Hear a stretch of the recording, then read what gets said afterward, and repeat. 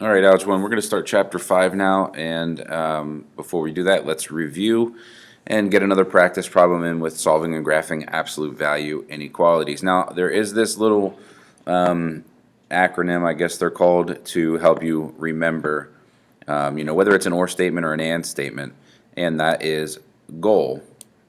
Okay, so if you can remember the word goal, this will help you to remember whether we do an and statement or an or statement. So the GO part, this is greater than means or, and then the AL part means that we use and for less than. Okay, so hopefully that's a little tip to help you remember those, because I know sometimes we can get them mixed up and a little confused on what we're supposed to do. So there's just a little thing that might help you. Just write goal on the side of your paper, and then we know that the GO means greater than, we use or, and AL means that for and is less than. All right, so let's go through and do this problem. Now, you have to know what your signs are. This is a greater than sign, so I know I'm going to use or. All right, so let me reveal this one side. I'll just do one part of the problem at a time. Actually, let me slide this down. So here's the first part. We're going to do, again, remember, we're always starting with our 2x, whatever's inside your absolute value bars. We take that and just drop the absolute value bars. That's one way that we start it. And then we have or, still drop the absolute value bars. 2x plus 1 is there, but then we flip the inequality and make this a negative. Okay, and basically what we did there was we just multiplied one side by a negative 1. That's why we flipped the sign, because we just multiplied by a negative, and we made that 9 a negative 9. All right, so let's walk through this blue problem. Okay, so in our blue problem here, the first thing that we did was we added 1, or I'm sorry, we have a plus 1, so we had to subtract 1 from both sides. So 1 minus 1 is 0, and that leaves me with 2x is greater than or equal to 9 minus 1 is 8. And then the last step, this was 2 times x, those are being multiplied, so we did the opposite and divided. So we divide both sides by 2. And I'm left with x is greater than or equal to 4. Over here on this red problem, again we'll go through this one. Actually, let me just get rid of this box. We started out by doing the same thing. We had a positive 1, we have to get that to a 0, so we subtracted 1. 1 minus 1 is 0. So my left-hand side then is just 2x is less than or equal to, and then negative 9 minus 1 is a negative 10. And then just like over here, this was 2 times x, so we did the opposite and we divided both sides by 2. So this is just x. Now, we didn't divide by a negative, we divided by a positive. Okay, we divided a negative number by a positive, but if the number in front of the variable is negative, then we would flip the inequality. But the number in front of the x here, the number in front of our variable is a positive, so we do not flip the sign. Negative 10 divided by 2 is a negative 5. All right, so now we're ready to graph. So I'm going to go ahead and put my smaller number on the left. That's a negative 5. Bigger number on the right, that is a positive 4. And let's graph these individually. So this says x is greater than or equal to 4. So that means greater than or equal to means solid dot, so we go ahead and fill that in. Greater than or equal to means shaded to the right.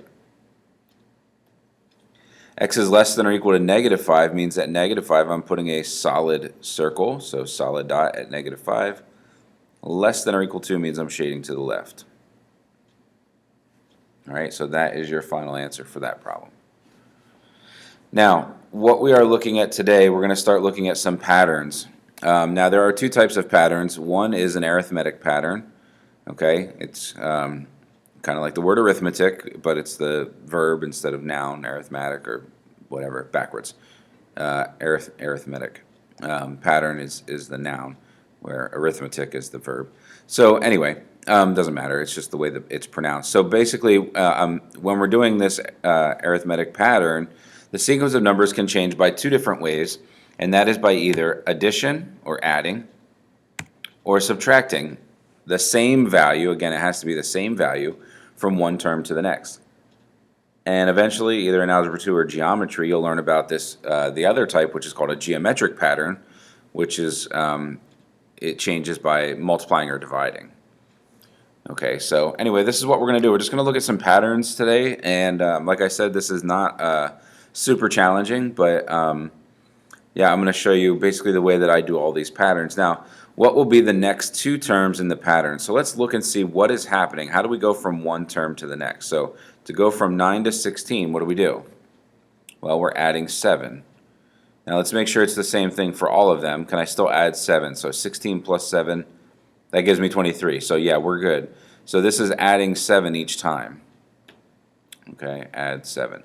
Now to find the next two terms, we would take 37 and add 7 to it. So 37 plus 7 gives me 44. And then add 7 to 44 and we get 51. Okay, so those are the next two terms in the pattern. Now, I want to take this one step further, because if it says like what are the next two terms or three terms or four terms, you know, those are pretty easy ones to determine, because we can just add 7 a couple of times. But like, let's say for example it said, what is the 100th term in this pattern? You know, we don't want to repeat this over, like, you know, here's 1, 2, 3, 4, 5, 6, 7 terms. So we don't really want to repeat that 93 more times to get to the 100th term. So then the question is, how do we write a pattern that we can plug in any number and have it work? So what I do here is, we have this little thing. I'm going to use n as my variable. You can use any variable you want to, though. We have this little, I don't know what you want to call this, like a thing that we're going to fill numbers into. So anyway, this number right here is the change. Okay, so what is the change here? And that is adding 7. So that's going to be a positive 7. Okay. This one here, what comes after the n, this is the 0 term. Okay, and what I mean by that is, if we look up here, this is our first term, second, third, fourth, fifth, sixth, and seventh term, and this can keep continuing on and on and on and on. But the 0 term is this term right here that would come before the first term. Okay, so if I add 7 to go to the right, what do I do to go to the left? And that's just the opposite. We subtract 7. So if I take 9 and subtract 7, that'll give me the 0 term, right? So if, like here, if I'm at the third term is 23 and I want to know the second term, I subtract 7 to get 16. And if I'm at the second term of 16 and I want to get the first term, I subtract 7 and get me to 9. Now if I'm at the first term of 9 and I want to get to the 0 term, subtract 7 and I get 2. Okay, so 7n plus 2. Now what this means is that I can find any term that I want to and just plug that in here. This is your term. N is going to represent your term. All right, so let's say if I want to know the 100th term in this sequence or this series, what would I do? Well, I would just plug 100 in for n because it's the 100th term, and I would get 702. Okay, now if we want to check and see if we did this correct, we know that this is the 7th term right here, so let's plug 7 in. So if I do 7 times 7 plus 2, do I get 51? Well, let's look at this. 7 times 7 is 49, plus 2 is 51, so we know that it works. We know we have the correct formula. Okay, so in some of these problems you'll see you know, why we want to do that. So now we're going to do the 7th term.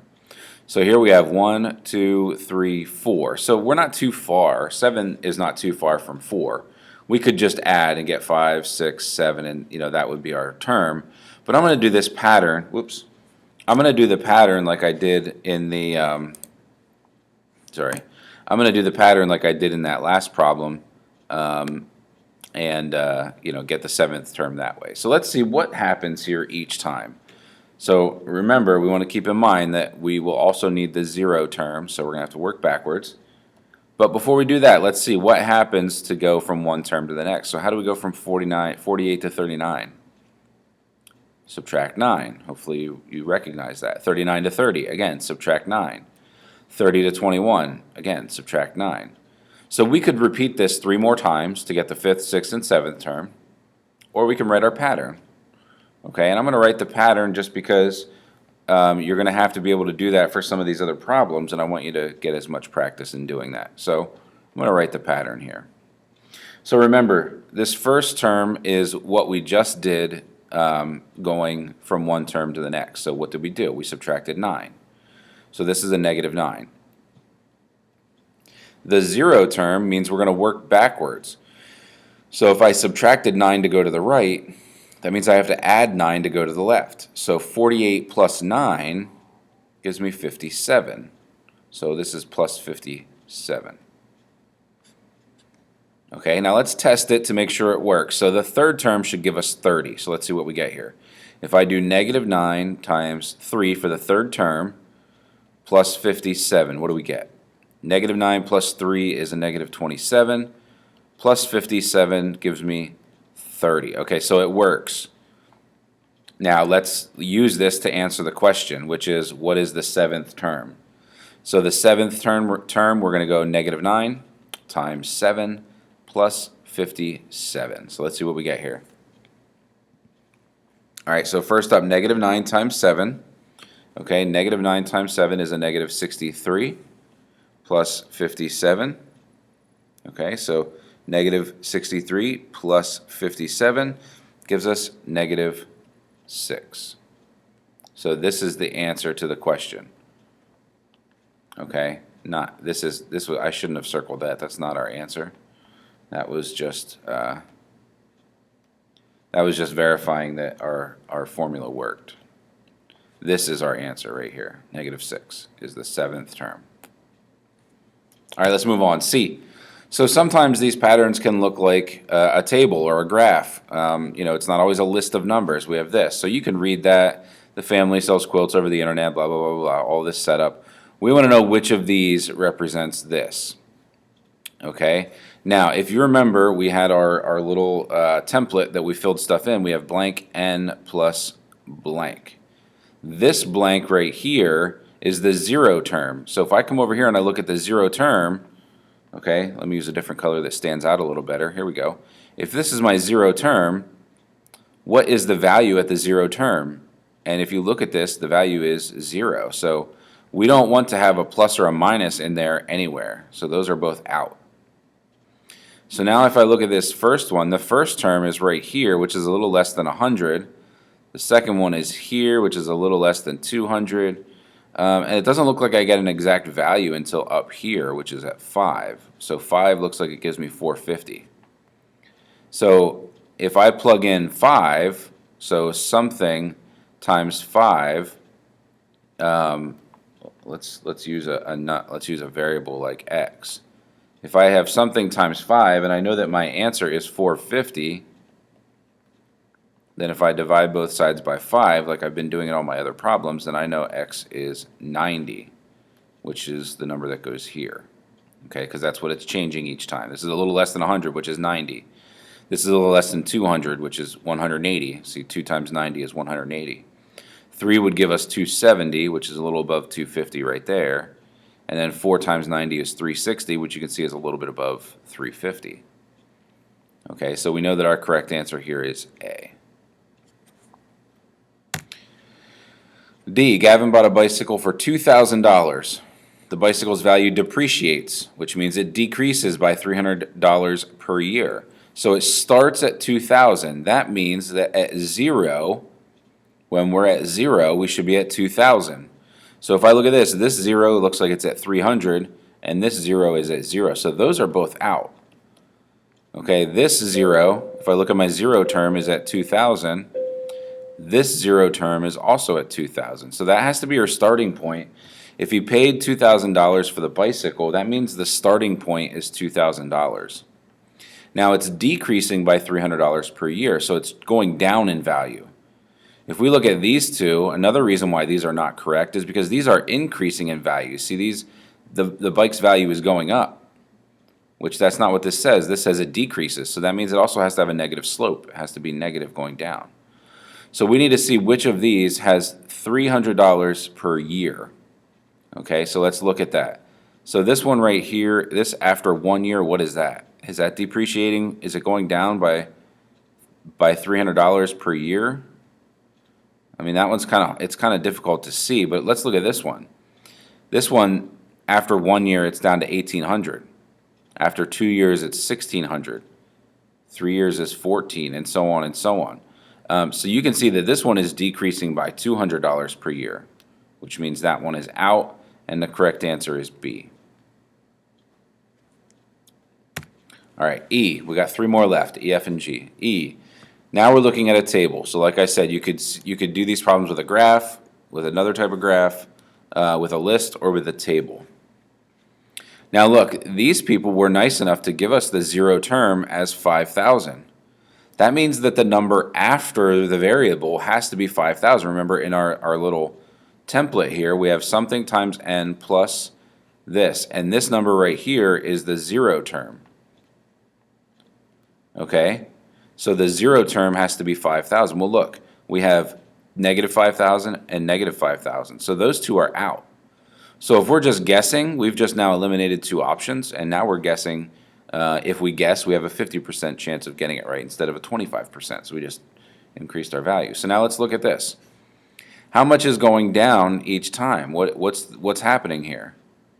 Okay, and we can see that this is going down by negative 200. Each time it's negative 200, negative 200 every time. So then we know our correct answer here is B, because this one is going down by 200. It has a negative 200. So every term has to go down by 200, starting at 5,000. All right, F. We're back to our pattern, multiple choice. Let's just ignore the fact that this is multiple choice, okay? So let's just ignore those numbers, and let's do this the way that we did the other problems. So that means, take my little template, I have something times n plus something. So this something right here is how much it's increasing or decreasing. So what are we doing to go from here to here, here to here, here to here? What's happening? Hopefully you can recognize that it's going down by 5. So that first number should be a negative 5. All right, so what do we just do? Well, we eliminated this one, and we eliminated this one. All right, so let's see, what is our zero term? So if I'm going back to this one here, this is my zero term, because we're always starting out with the first term unless we're told otherwise. So the zero term, we would go backwards. So if I subtracted 5 to go this way, I'm going to add 5 to go this way. So 6 plus 5 gives me 11. So negative 5 plus 11 is the correct answer, and that is C. Okay, last one. Again, we're going to do this. The first term is negative 51. We're going to do this. We're going to ignore this problem, or the multiple choice, and we'll just go through and fill in our template. So net blank times n plus blank. So this number, again, is what's changing each time. So if we go from negative 51 to negative 43, negative 43 to negative 35, if we just keep doing this over and over again, what is happening here? What's the value? So let's look at this. If we do negative 51 to negative 43, that's increasing by 8 points, or 8 numbers. Okay, so this is plus 8. It's increasing, so adding 8. So that means that A and C are both out. Now if I'm going this way, I'm going to subtract 8. So that means negative 59. Negative 51 minus 8 is negative 59. So that means this would be a negative 59, which we can just simplify that to 8n. Adding a negative is the same thing as subtracting 59. Okay, and that's why D is in there, just to throw you off. See if you're paying attention to that negative sign. So the correct answer is B. Okay, so like I said, Chapter 5 does not have a whole lot of difficult topics in it. We're looking at patterns, and then eventually we'll get into relations and functions. So hopefully you're finding this to be a little bit simpler compared to what we've done in the past. So yeah, if you have any questions on this stuff, send me an email or a private comment, and I will get back to you.